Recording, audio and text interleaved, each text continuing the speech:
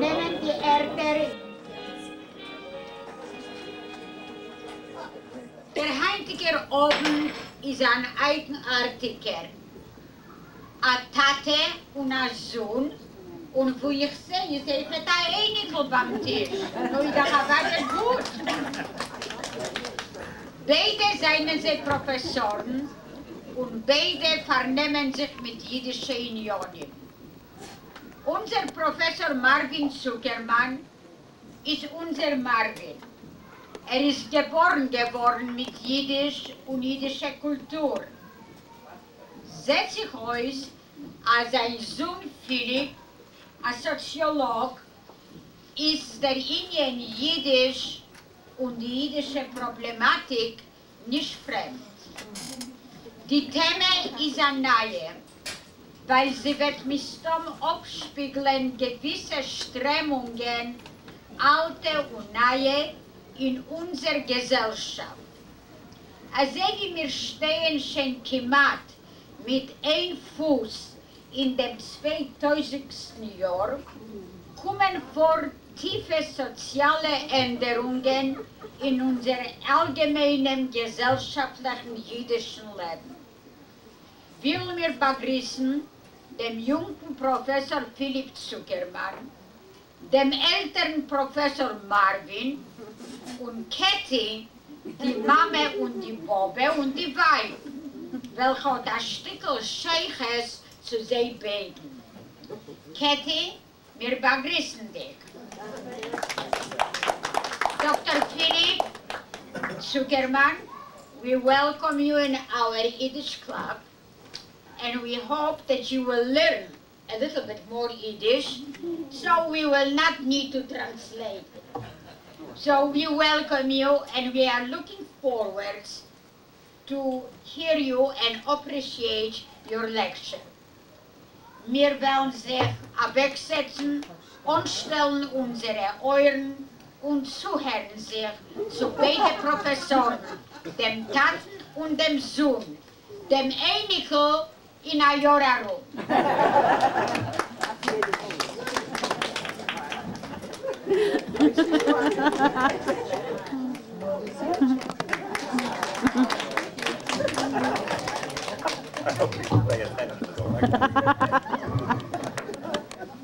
Ich will euch vorstellen, mein Schnier, Stacy, die Mama, und mein Machetenis, der Sharon, was sitzt dort bei der Katze.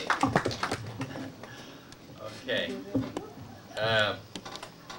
Es ist bei mir ein großes Vergnügen, bei mir dem heutigen Abend, euch vorzustellen, mein Sohn Philipp, das heißt Dr. Zuckerman, Professor von Soziologie von Pitzer College. Ich gebe euch mehr Einzelheiten wegen Philipp, will ich euch ein bisschen erzählen wegen seiner Arbeit und wegen seinem Gebiet. Das heißt, was meint es eigentlich Soziologie? Soziologie ist ein relativ neues akademisches Studium. Das heißt, sie ist entstanden bloß mit einer 100 Jahren zurück. Das Wort Soziologie ist zuerst benutzt geworden von der französischen Philosoph Auguste Comte im Jahr 1837. Aber er allein ist nicht gewesen, kein Soziolog. Der erste, kann man sagen, ist gewesen der französische Jid Emile Durkheim. Der zweite von den drei, also gerufene Gründer von der Studium, wir rufen an Soziologie, ist der Deutsch Max Weber. Und der dritte ist Karl Marx. Die drei, also sozusagen Gründer von der modernen Soziologie, sind interessant für uns. Zwei gewinnen Jiden, zwei sind von die drei sind gewinnen Jiden. Oder richtiger gesagt, abstammig von Jiden. Noch ein interessanter Fakt ist, was zwei von den drei erste große soziologische Denker haben studiert Religion von einem neuen soziologischen Standpunkt. In dem ist auch Philipp verinteressiert. Philipp allein ist, wie sein Tate und sein Bobbe Seide, von seinem Tatenszeit, wie auch von seiner Mammenszeit, nicht religiös. Aber Religie interessiert ihn als Soziolog. Politisch, Gott kein Jiddisch kenner nicht, tracht in allgemein wie ein Bundist. Bin ich zufrieden zu können sagen. In dem ist sein Tatensohn. Aber das meint nicht, als in all seinem mir einstimmig, Kolile. Aber jetzt will ich zurück zu der Thema, was es meint eigentlich Soziologie. Soziologie, kann man sagen, ist ein Versuch zu verstehen, analysieren in einer wissenschaftlichen Öfen, wie eine Gesellschaft organisiert sich und wie sie funktioniert, wie sie entwickelt ihre Moral, wie sie zerteilt ihre Gitters und wie die Gesellschaft zerteilt sich in Klassen und wie sie ändert sich. Und probieren so gut verstehen dem allem, als der Soziolog soll können veraussagen, als wenn man weiß genau, in die verschiedenen Umständen wird sich die Lage auslösen als so und als so. Das heißt wissenschaftliche Generalisations. Der Soziolog guckt nicht auf den Eberflach. Er versucht zu verstehen die grundlegenden Ursachen. Der Soziolog guckt sich zu den Erscheinungen und fragt sich, welche menschliche und soziologische oder ökonomische Sibis haben gebracht zu dem und dem der Erscheinung. Andere, Nicht-Soziologen, gucken sich zu derselben Erscheinung und schreiben zu als Sibis oberflächliche Motiven. Lass mich sagen zum Beispiel Patriotismus, Theologie, religiöse Amperungen. Der Soziolog sucht zu gewinnen und beweisen, als das sind nicht die ämste Ursachen.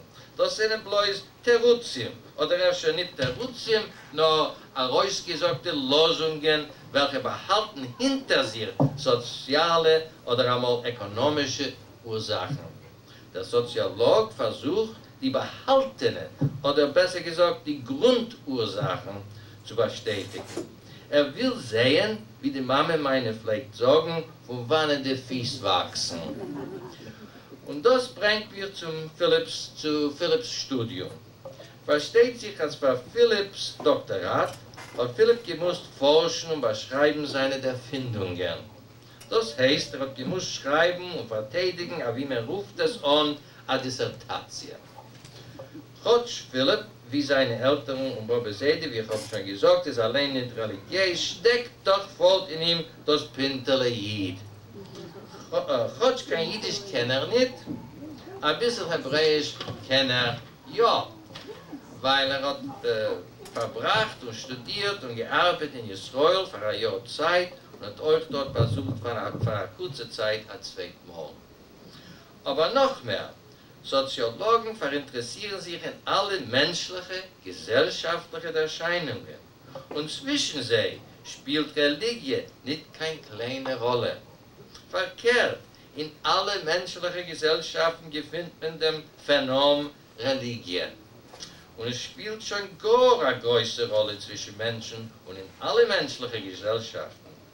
Hat sich Philipp als Jid und als Soziolog genommen, sich studieren, und nicht nur studieren, noch mitleben.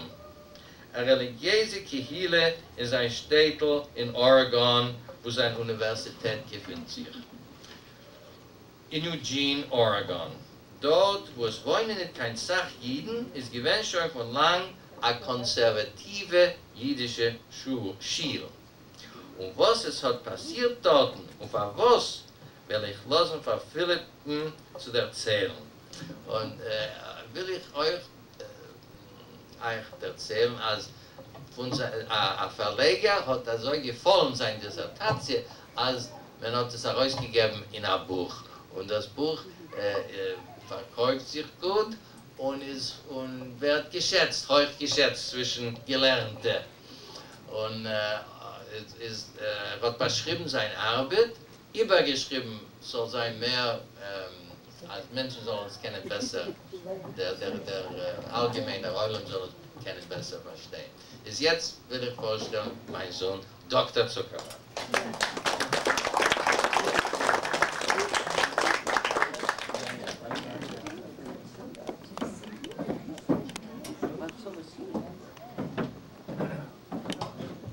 Schönen Dank.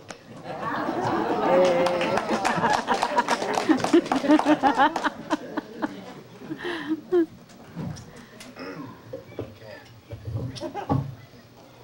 The last time I came here about 15 years ago. My dad was giving a talk on Jewish humor.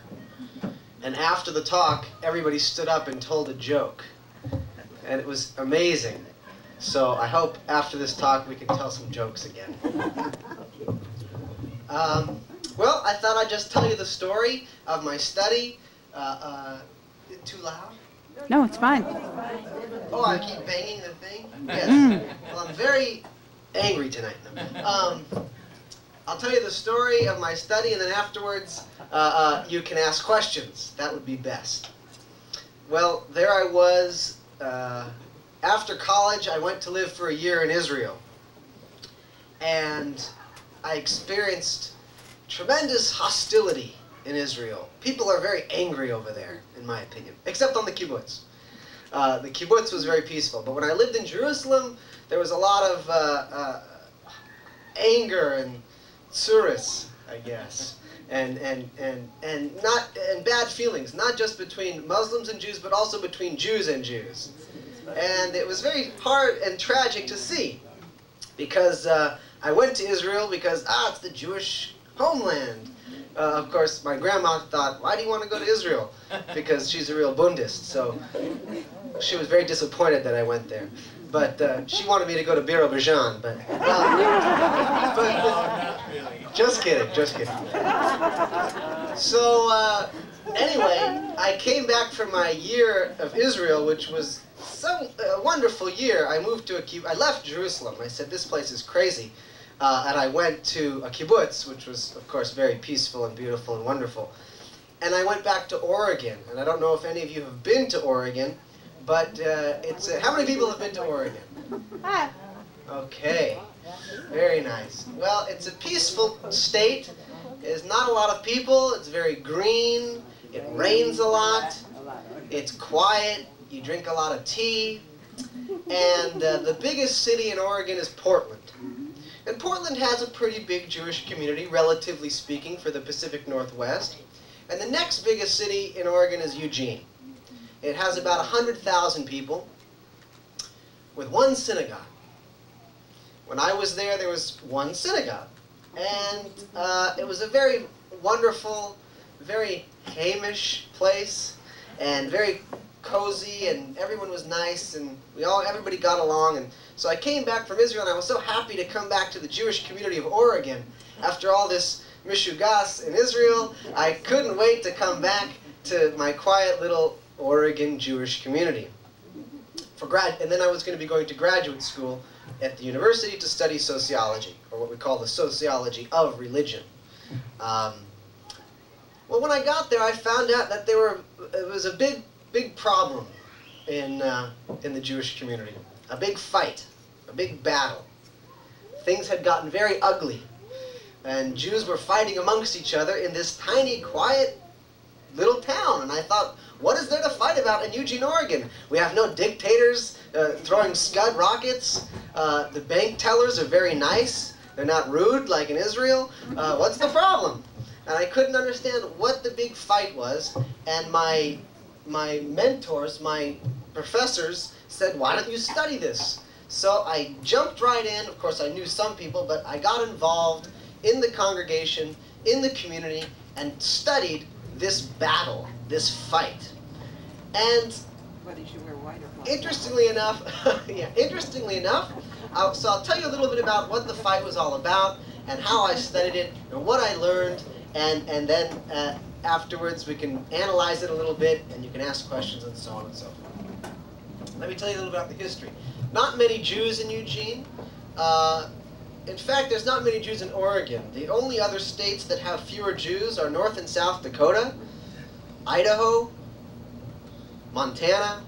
I think that's it. I think Oregon is like 5th in the amount of Jews. And there was always one little synagogue, and this synagogue was built in the 1950s. And by the time I got there, it was denominationally conservative, you know, a conservative synagogue, sort of in the middle between Orthodox and Reform or Reconstructionist, just in the middle of the road. And they had a nice rabbi that I thought was a wonderful man, very gentle man, and he had a very cantankerous wife who I loved very much, but she chewed a big wad of tobacco, and she liked to push people around physically if they got in her way. Very, very outspoken, brilliant woman who sort of was the mastermind behind her simple, kind, gentle husband who was the rabbi. In fact, sometimes if she didn't like his sermon, she would stand up and yell at him in the middle of the Shabbos and tell him how ridiculous it was. I remember one time he was giving a sermon, and it was the situation with Baal in the Torah, right? And many people don't know this, but Baal was another god that Yud He Vav He didn't like. Adonai hated Baal, but the people who worshiped Baal were priestesses, women. It was and so there he was. And the Jews were confronting the priests of Baal, and the wife stood up and said, "They were priestesses! They were priestesses! If I had known you would have made this mistake, I would have never cooked you dinner tonight." This was the kind of woman she was. And so she made a lot of enemies, but also a lot of people loved her. Well, anyway, in the everything was smooth. In the 60s, the 70s, the congregation started to grow. More and more people started moving to Oregon. More and more Jews started moving to Oregon. And it was really just the only synagogue in town. So anybody who wanted to be involved went to this synagogue. Whether they were religious, whether they were not religious, whether they were Zionist, anti-Zionist, they all came for holidays, sometimes for services. And then in the 1980s, the first big conflict to arise was, No. They came later. The first big conflict was the Intifada. The Intifada, when the Palestinians began to demand their human rights under the occupation of the Israeli army in the West Bank and Gaza Strip. Now, I don't know what your politics are. I don't want to have a schism here tonight, so don't throw any chairs. But basically, some people in the synagogue, they believed the Palestinians had a right to a homeland. And they began to criticize the Israeli government for its harsh suppression of Palestinian rights. One of those was the rabbi. His best friend in town happened to be a Palestinian man, and he always was very supportive of liberal causes and the underdog and the oppressed. Now, he loved Israel and he considered himself a Zionist, but he sympathized with the Palestinians in this issue. And he started to speak out against the Israeli government. And he sort of said that we should follow the words of the Torah and pursue justice. And just as we were strangers in Mitzrayim, we should not oppress the strangers in our midst. And this upset many people in the Jewish community. They felt he should support Israel, not these Arabs. So that was the first big division. Those that supported the Israeli army and those that supported the Palestinians. And of course, this was an issue that all the Jews in the United States were fighting about, not just in Oregon. That was the first big one. The next big issue to stir up some problems was issues about women's rights, gender, feminism. A lot of the women and the men felt that the prayers were sexist, that it was always he, this, that, and the other, and why is God male, and you know, we shouldn't refer to God as male, but as gender neutral, it, or he or she, or, and so they changed the prayers. Instead of saying our Lord, it might say our parent. Instead of our Father, our parent. And they started to change some of the prayers to make them less sexist. And then, of course, they decided that they wanted women to participate fully in the services. So women could wear the yarmulkes, women could wear the taluses, women could read from the Torah, women could sing, and it was a very egalitarian synagogue in terms of men and women. Women participating, men participating, and many people loved that. But then they even started to change some of the big prayers, like the Amidah, where it says Avraham, Yitzhak, and Yaakov. They would include Rebecca and Sarah and Leah and Rachel and so on and so forth, right? So they changed it, and then they got to the Aleinu. A lot of people felt the Aleinu was too much, too harsh. Talks of the chosen people. Everybody else kneels down to vanity and nothingness, and so they changed the Aleinu a little bit to make it a little more open. Well, some people suddenly thought, this isn't right. Judaism has been around for thousands of years. These prayers have been around for thousands of years. Why are we changing the prayers? Let's leave them be. What's the big deal? So that started to become a problem. Those that wanted to make Judaism less sexist, and those that wanted to keep Judaism as it was, sexist or not. It should stay. You shouldn't change prayers. You shouldn't change the Amidah. You shouldn't change the Aleinu. So that was one. And then another one, which came out in the late 80s. Now, Oregon is a wonderful state. I love Oregon, but it does have some problems. In the late 80s, a group in Oregon called the Oregon Citizens Alliance decided that homosexuals were evil and were taking over the country and needed to be stopped. And they got a lot of power, and they started collecting signatures, and they started passing ballot measures. Well, the rabbi felt they were awful, and he hated them, and he supported homosexual rights, and he felt that homosexuals should be welcomed into the synagogue, and that they should not be persecuted and not be cast out. And so he opened up the doors to the synagogue, and he said, gay people, lesbian people, you are welcome. And of course, all the gays and lesbians in town, whether they were Jewish or not, showed up because it was so nice to have a place of worship that would welcome them. So it was some people didn't like this. They felt that it's not so good, the gays and lesbians, it's not such a good issue, and the rabbi shouldn't be doing this and shouldn't be performing weddings. And so basically you had a liberal side and a conservative side, a left wing and a right wing. On the left wing, supporting Palestinian rights, supporting feminism, supporting homosexual rights. And on the other side, you had people that supported Israel during the conflict, didn't want to change things, didn't care if it was sexist, to them that was nonsense, and didn't so much like all these gays and lesbians showing up for Friday night services. So one day, somebody said, you know what? I think this is going too far. This is just going too far. And there was a man in town, in Eugene. His name was Jacob Beck. Now, Jacob Beck had been in Eugene for 20 years and never set foot in that synagogue, right? He was an Orthodox Jew, and to him this synagogue was treif. Never would go there. Now, he was actually an ordained rabbi, an Orthodox rabbi, had studied with some great rabbis, but he had given it up and gotten a Ph.D. in psychology, and was now a psychology professor at the university, but he was also an Orthodox rabbi. And he began having Talmud classes one night a week.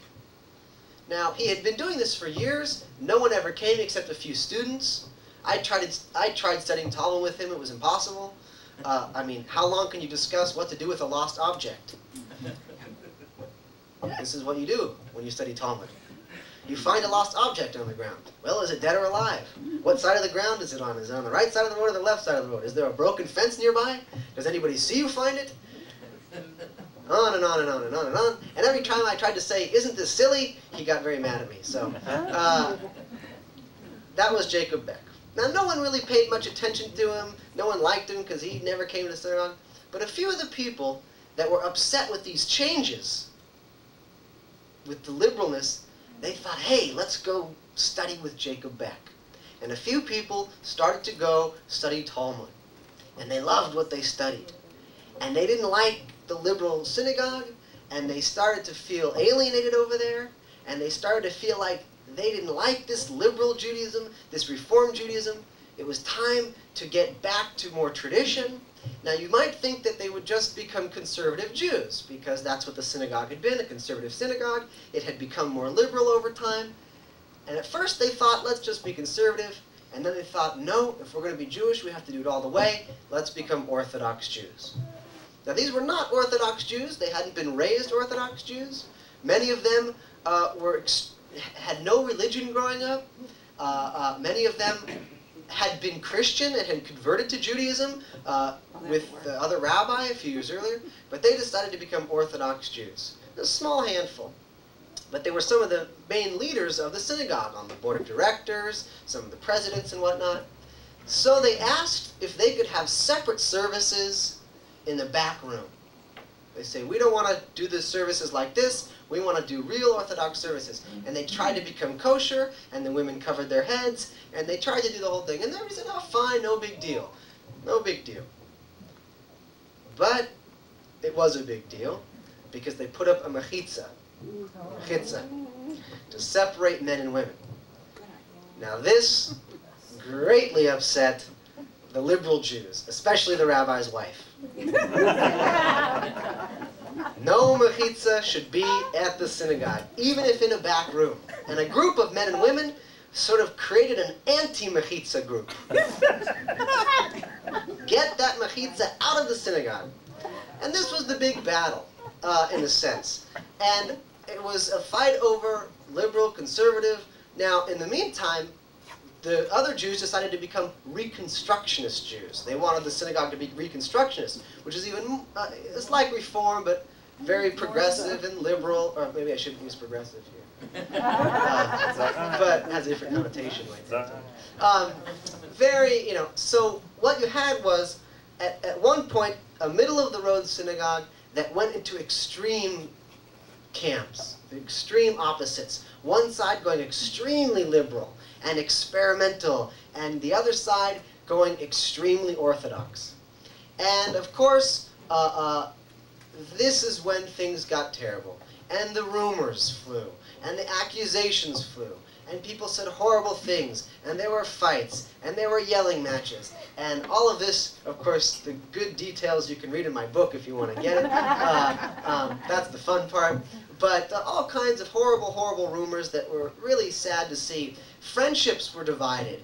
Couples were divided. Sometimes the husband went one side, the wife went to the other. Sometimes the wife went to Orthodox, and the husband wanted to stay liberal. Old friends that had been friends for years were fighting each other. And it was really sad and tragic.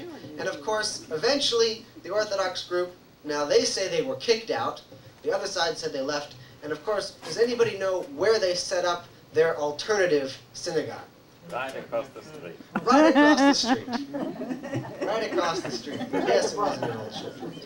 So, in a sense, you had these two synagogues right across the street from each other. One extremely orthodox, and that's where Chabad came in and Torah Masor to fund them. They brought them a rabbi.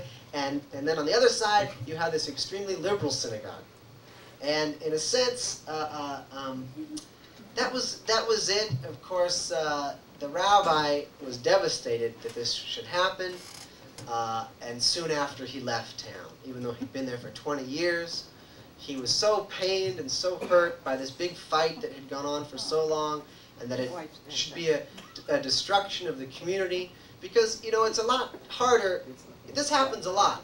But if you're in a city with many synagogues, so one of them should break up, it's not such a big deal. But when there's only one synagogue, and that breaks up, it's much more tragic. It's much more symbolic.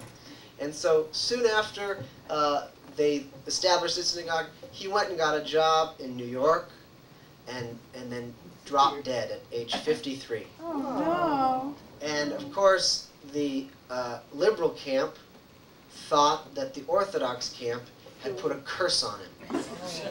The same curse that the same curse supposedly that had been put on Yitzhak Rabin. So there was even more enmity because they blamed them for the death of their beloved rabbi, the premature death of their beloved rabbi. This was the kind of thing that happened. And then, of course, all kinds of things like this. Now, interestingly enough, okay, the two synagogues are fine today, and they're doing well, more or less, and the community seems to have healed a bit, but at the time of my writing, things were very sad, very ugly, and very painful. Now the questions for me was, why did some people decide to become Orthodox? It's very curious to me. Eugene is a very liberal town, a lot of hippies, there's not a lot of fundamentalism, and suddenly here were these Jews, many of them who had been involved in the 60s, you know, who had been hippies themselves, suddenly becoming Orthodox Jews. Why did some go Orthodox, and why did some become extremely liberal? This was one of the questions as a sociologist I wanted to figure out. Because I couldn't believe that, you know, I thought there must be something going on here. Maybe all the people that were Orthodox, maybe they all were friends. Maybe they all were business partners. Maybe they all had grown up in Orthodox homes. Maybe, you know, these were the kind of theories I had. There must be some reason why some went to one side and why I went to the other.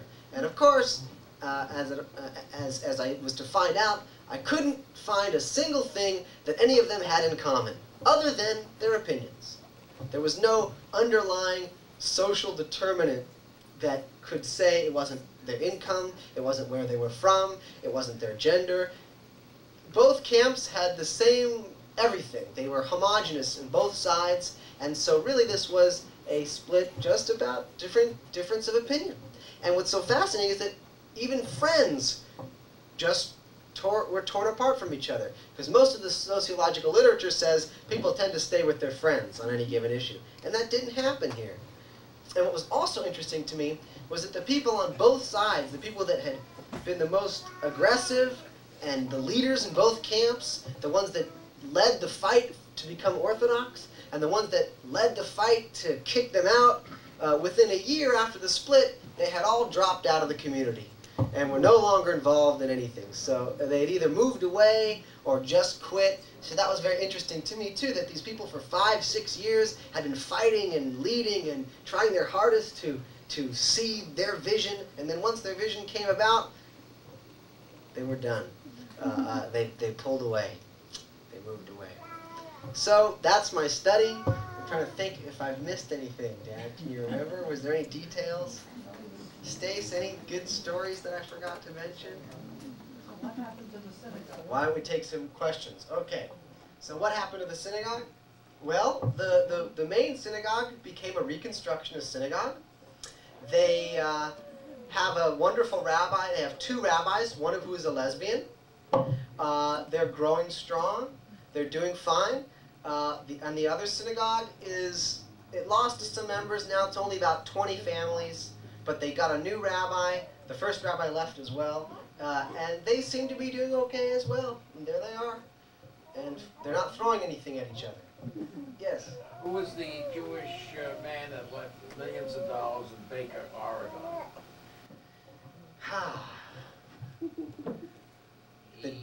Baker, Oregon. Yeah. Eastern Oregon. I have no idea.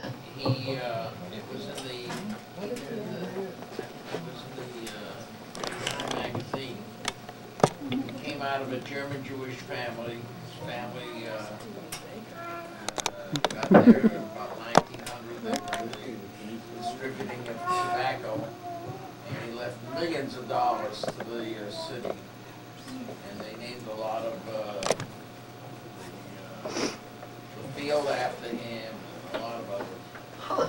I don't know. Not only that, he left enough money for any child in the city of Baker that can go to college and it comes out of his fund.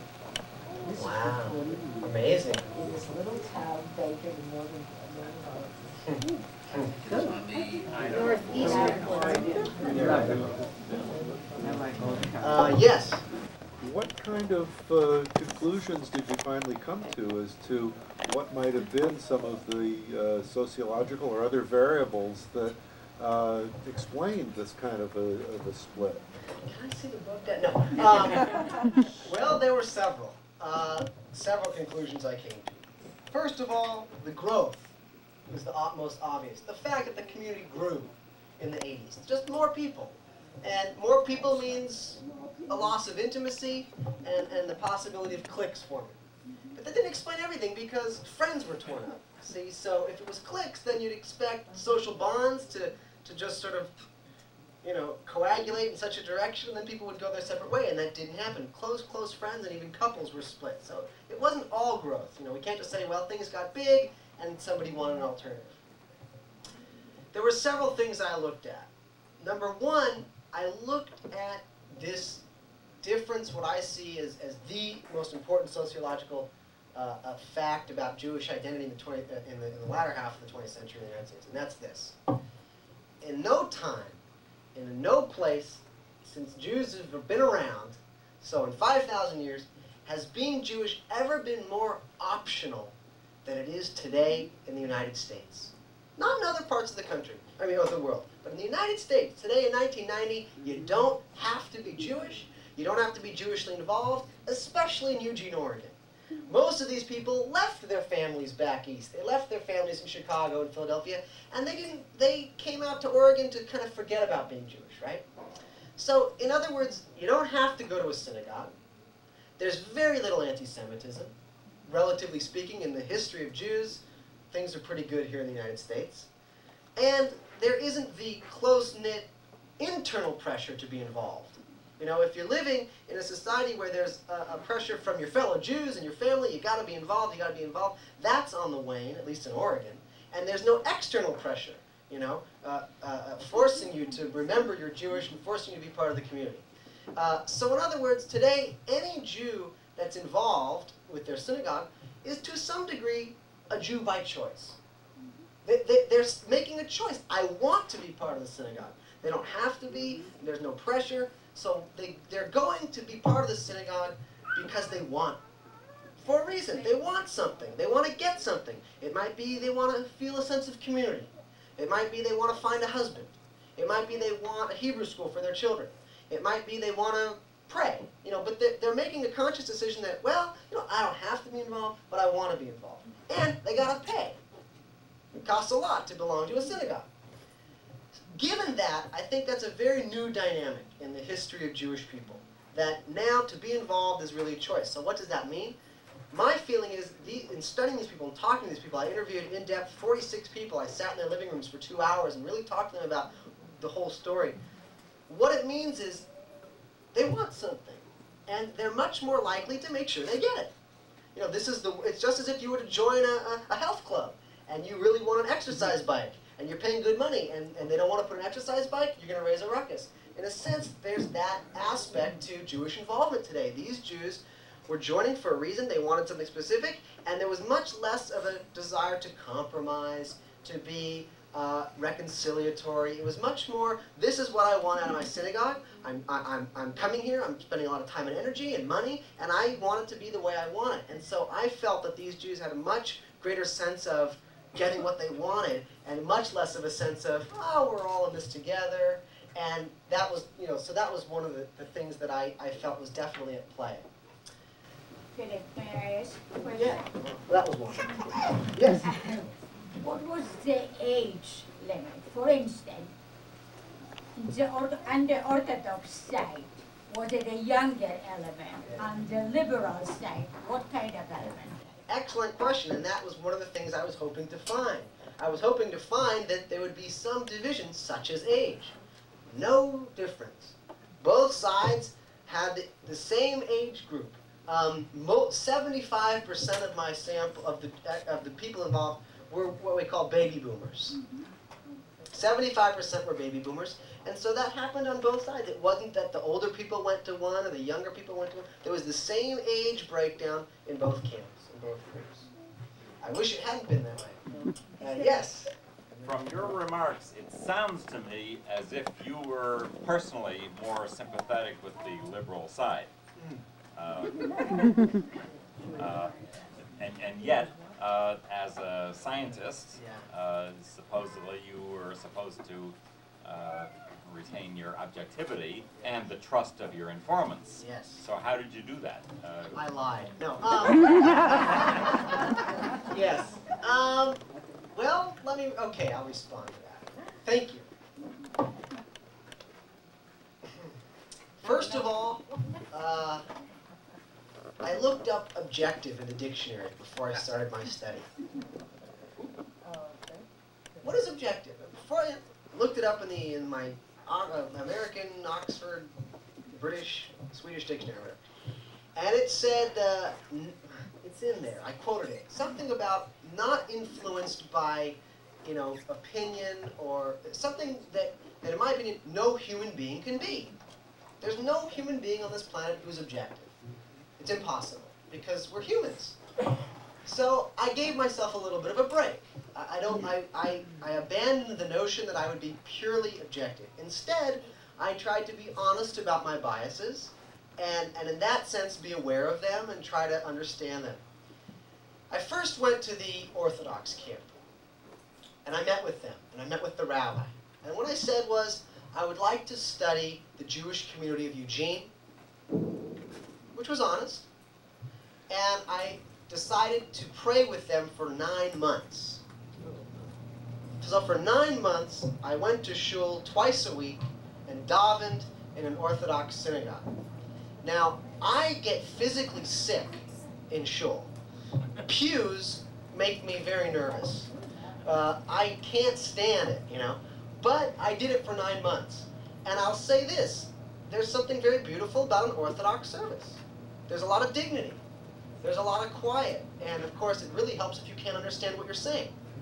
Makes it a lot easier to pray when you don't know what you're saying, at least in my opinion. So I kind of tried to open myself up to the Orthodox camp. And of course, they were very nice. They always invited me for lunch every Saturday. And after 9 months, I was done, and it was time to go back over to the Reconstruction side.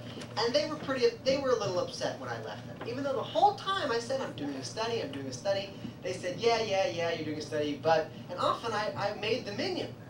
Sometimes I was the 10th man for these people. So when I left, they were a little upset, And then I went to the other side and told them I was doing a study again, and did my participant observation there.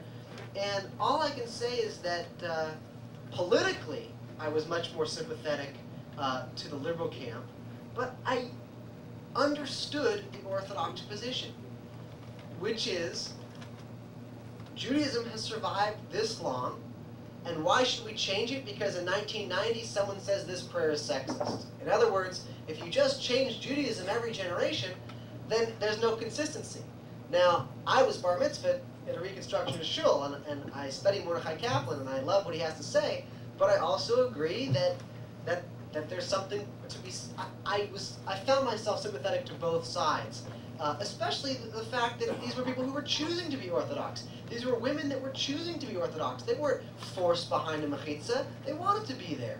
So how can you tell someone you're oppressed if it's their choice, So I wasn't objective at all. In my book, I make that very clear, what my biases are, what my politics are.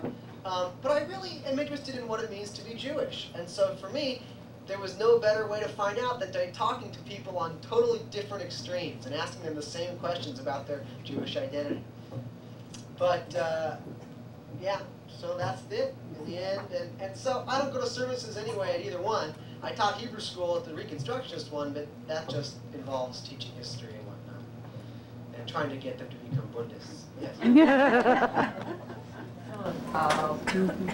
tell us a little bit about the history of the Jews in Eugene and how old is the community, how and if such divisions have ever happened before? And I also would like to know just how many Jewish people how they have been calling it altogether. Good one. Okay, first off, there's about 10,000 Jews in Oregon. Most of them are in Portland. Eugene has about 3,000. Most who are not involved in the congregation at all. I have a book called The Jews of Oregon, so I'm trying to remember. There were many individual Jews that came in the 1800s.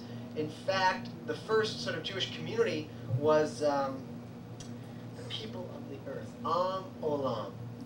They were Russian farmers that came and established a farm in Deadwood, Oregon, but that petered out.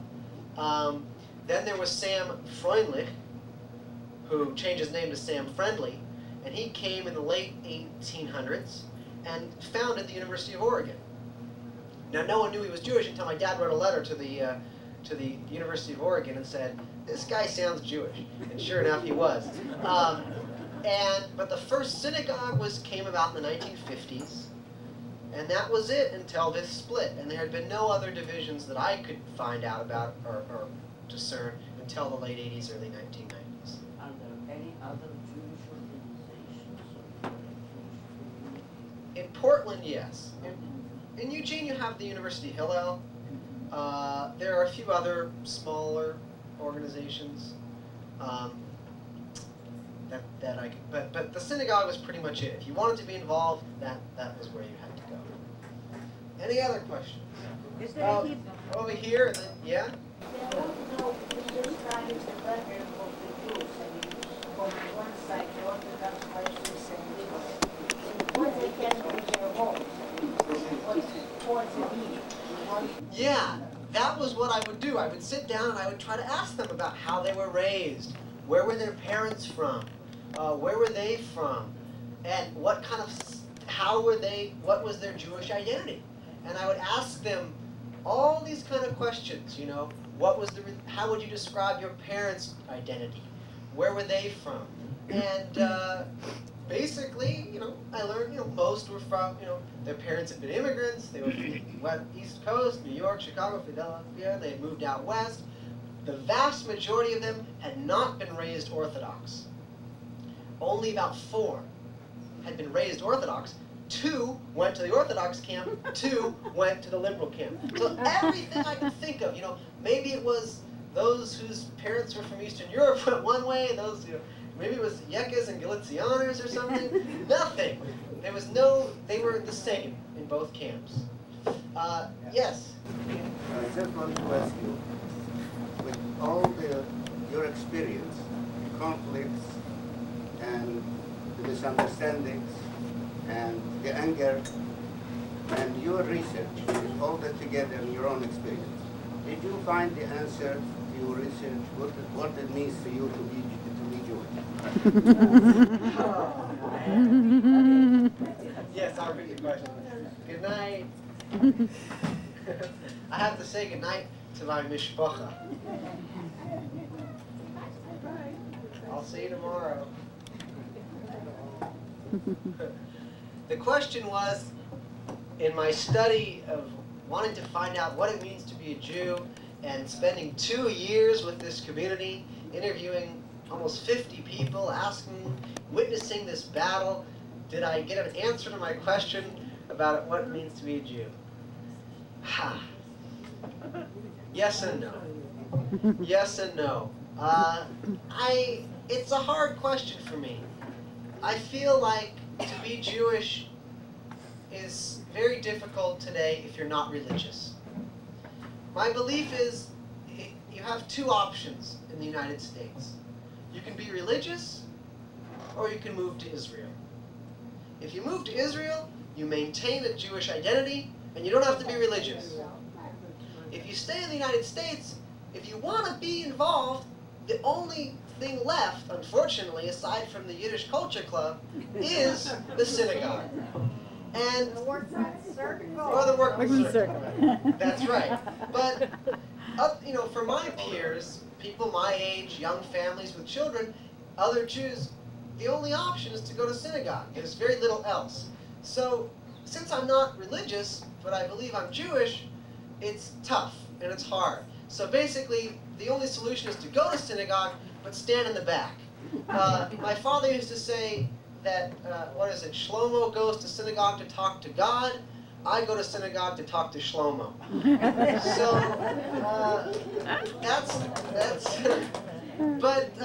but it is difficult, and I think, I'll tell you what's even harder for me, is that, to me, being Jewish always meant fighting for the underdog. That, to me, was what it was. I always, as a Jew, believed in fighting for the rights of the oppressed. So much so that if I was watching a football game, whoever scored first, I rooted for the other team, because they were the underdog. And what I have found is that many Jews in America today are forgetting that.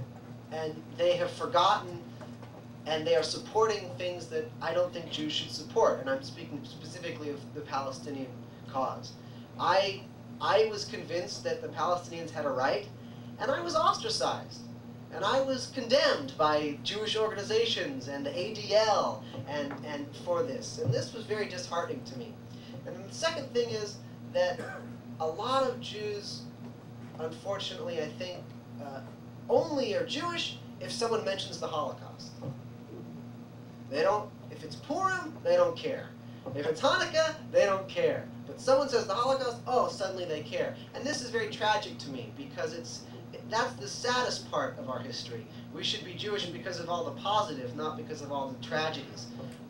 So, to me, I light the Sabbath candles on Friday night in my home. I say the prayers in Hebrew, and we do what we can. But it's hard to be Jewish today if you're not religious. Sorry for that wishy-washy answer. Yes. I'm curious to know if the non-Jewish community was aware of what was going on, and if so, what was their reaction? And in conjunction with that, what about the Catholic or the Protestant leadership in conjunction with the Rabbi for Community Affairs? How did that work out? Okay, great question. I'll answer the second one first and then the first one. The rabbi that I spoke of, his name was Myron Kinberg, from the beginning was very interested in reaching out to the other religious leaders. From the very beginning, he joined the church councils. He formed a softball team and put them in the softball league. So I joined the softball team, and one week we played the Baptists and the Methodists and the Lutherans, and we were the only Jews on the team, the league. But he was very involved with the other clergy of the town, very much so. And he tried to build bridges and so on and so forth. Most of the, I would say, non-Jewish community was unaware this was happening. But what was so fascinating to me was that they were all dealing with almost the exact same issues. When I was doing my research, I would meet someone, a Seventh-day Adventist, and he'd say, we're having a fight now whether or not to let women be priests, and it's tearing us apart. I met a scholar at a conference. What was she studying? Fights among the Catholics over gender issues, So what I found was that these issues, homosexual rights, women's rights, everybody's fighting about them. In fact, that's sort of one of the main themes in the sociology of religion now, in what they're calling the culture war, in that decades ago, it was different religions against each other. Today, the religions are against themselves. That it's liberal Catholics against conservative Catholics, liberal Protestants against conservative Protestants, liberal Jews, and no one really cares what the others are doing. So, once my book came out, then there was a little bit of, the newspaper ran a story, and there was a little bit more notice. But while it was happening, the non-Jewish community was more or less unaware that this was taking place. Many of the Jews in Eugene, were unaware, unless they were involved. But when Myron died, there was thousands of people at his funeral from every religion in the world and all the clergy. So, yes. I'll make a statement which you respond. I understand that there is a united Jewish appeal. Is that right? Also, to answer her question, as I recall, Myron wrote an article in favor of the Palestinians and in favor of the left. And it got into the newspaper. Then, some of the people in the synagogue raised hell with him, if I'm not mistaken. So he had to come out with a letter saying that the synagogue did not stand, but this was only his opinion. Am I right? Absolutely correct. Okay. Then, after that, he left, a year later or so. He joined, he got a job with a very affluent synagogue in Long Island. And then, unfortunately, he died. Right. But as I remember, he was well loved. He was the most, I knew him. He was the most wonderful guy. Of course, I'm opposite with you. I didn't believe as he believed. But there was, the other people knew about what she asked. They were aware that there was some strife because he had to come out and say he was mistaken. It was not the opinion of the synagogue. It was only his opinion. Absolutely. Absolutely. Yeah, that was one of many incidents. One of the conservative, one of the more orthodox-leaning members had a father who is a professor at Bar Ilan, who hated Myron, and in the wake of Myron writing his liberal letters in the Jewish press, this guy would write his letters, and he condemned the synagogue as a pagan temple that allows gays to parade through its aisles, and really Myron got so slammed. I loved him too. I thought he was a sweet, sweet man. But that was one of the big complaints. When I would ask the people who had problems with him, their big complaint was, well, he's speaking on behalf of the Jewish community, and we don't all agree with what he's saying. On the other hand, people would say, that's the job of a rabbi. He's our leader. And so he would come out in favor of a given cause, and some half would say, or not, one-third, how dare you say this, and you need to take that back. And the other half would say, right on, absolutely. May I ask you, is the cantor still the rabbi there now? Yes. Yitzhak is the rabbi. Marvin knows, and you probably met Ethel Weltman in Eugene. I know that you went to see her. She lived there for many years. And for a long time, she was involved with Yiddish in the community of Poland. As a matter of fact, at the university, if someone needed something, they would say, go to Ethel Weltman. She'll answer. I would say about 10 years ago, Ethel called me up that I think it was for a Kol Nidre evening at the temple. She was going to read in the Warsaw Ghetto in Yiddish.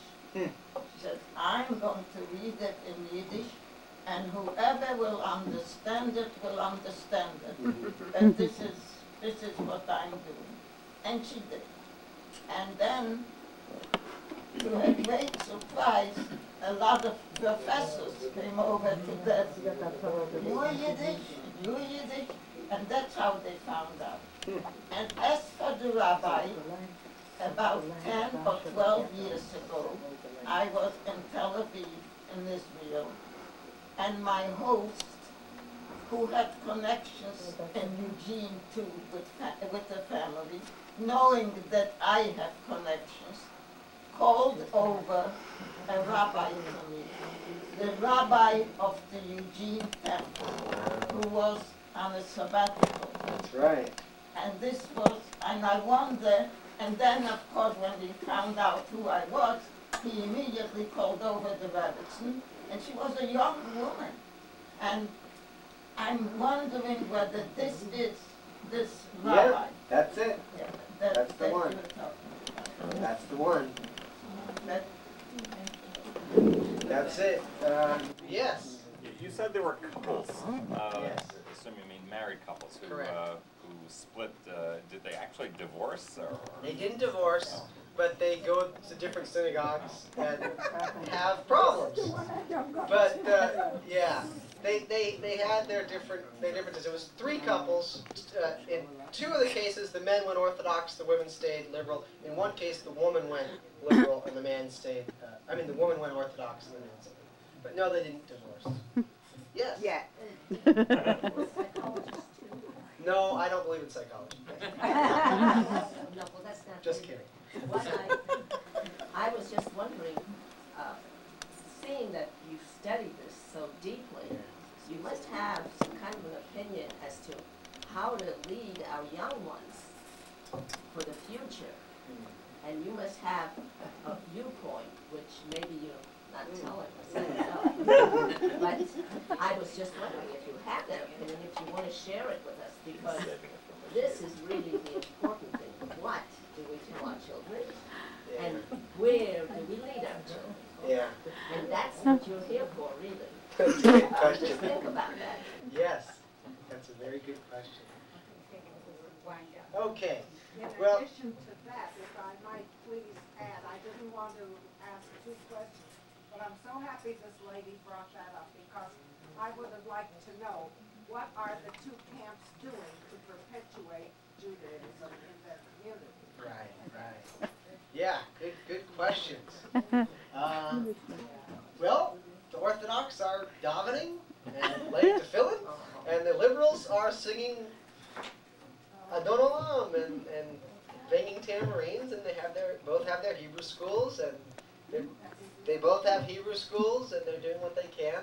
I guess the one lesson, I asked these people, what's the lesson? How could this have been prevented? Why did you fight so much?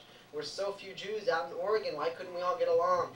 And one of them said something very wise. It was Yitzchak. And he said that we can't see each other as symbols. We have to see each other as people. And that's what really would happen. The people saw each other as symbols of something. You symbolize sexism. You symbolize, liberalism. You symbolize assimilation. And they just didn't see each other as their friends that they've known for 10, 15, 25 years. And I thought that was very wise, that when you think symbolically, then you're in trouble. That we always just have to remember to see each other's faces. But you asked this question. I just want to ask one more little. What do you think is going to be the end of this? Are we really? Is this a weakness in the Jewish religion, or is it a strength? Are we really coming apart? Is Judaism going to disappear, or are we going to get stronger from this kind of a thing? Now that's what I don't want to be a prophet, so I don't know. Your guess is as good as mine. That's your next book. Yes. No, Thank you for having me.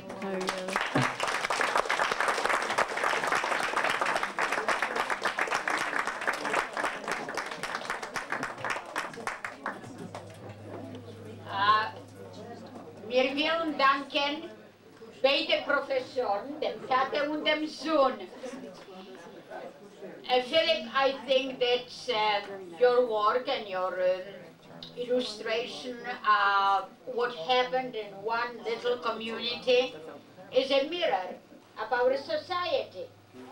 This is happening in our society. Would it be a bigger place? Would it be more synagogues? They would go to their attended synagogues. Was it one? They split it. And it's a natural, I think, birth of ideas. Es ist sehr interessant gewesen, der heutige Abend, nicht nur zu lieb der Themen, nur zu lieb der Idee von unserer jungen Gvardie, von den Jugendlichen. 2 Aspekten, oder es ist da die Orthodoxie von einer Seite, oder schwimmen in der allgemeinen Gesellschaft. Nein, es ist der 3. Aspekt. Und der Tate wird dir sagen, welche seien die 3. Aspekt. Wir meinen, als der Eufen von Trachten, der Eufen von Schreiben, dem Eufen von Illustrieren ist der Gang von der, nicht nur von den Jugendlichen, auch von all unserer Amerikaner Gesellschaft in dem Jahr 1999 und es wird darüberlaufen in dem Jahr 2000. Wir sehen und vor unseren Augen wird die Gesellschaft geändert. Ideen werden abgenommen von der Tagordnung und neue werden zugegeben. Auch der Scheurech ist derselbe. Wir sehen Änderungen von Trachtungen. Wir sehen Änderungen, weil die Zeit bringt es. Und wir dürfen nicht sein stagniert. Wir müssen gehen voraus. Aber es ist da solche fundamentale Sachen, in welche wir die Gesellschaft hält sich. Minoritäten halten sich und wir Juden halten sich. Und 2000 Jahre hat dem Judentum gehalten, etwas zusammen. Aber viele die Streitigkeiten, welche wir haben gehabt, die Verschiedenartigkeiten, welche wir haben gehabt, hat uns zurückgebracht in gewisse historische Momente. Darüber ist der Gedankengang von unserem jungen Professor sehr interessant, weil ist eine Abspiegelung von dem Gedankengang von dem neuen Dor. Von Wellen, sie sollen sehen dem dritten Ausweg. Und der dritte Ausweg ist sein, der säkuläre Jid. Der Jid, welcher ist ein Jid, trotzdem, was ist nicht kein Orthodox, hat die humanitären Werte von dem Jid. Hat die Kultur. Und kann reingehen in dem allgemeinen gesellschaftlichen Leben mit seiner Menschlichkeit, mit dem menschlichen Pony. Ich sage Dank zu dem Tate, Dank zu Philippen. Und es ist gut gewesen, als wir haben dem Abend gehabt, auch die Themen, zu sehen, wegen unser Gang in dem jüdischen gesellschaftlichen Leben. Dank.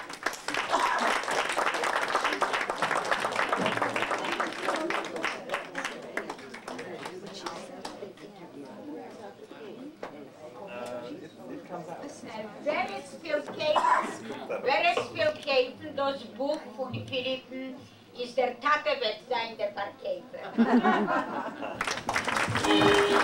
Und jetzt wollen wir nach Hause sein, sich mit Kuchen, Kaffee und Tee.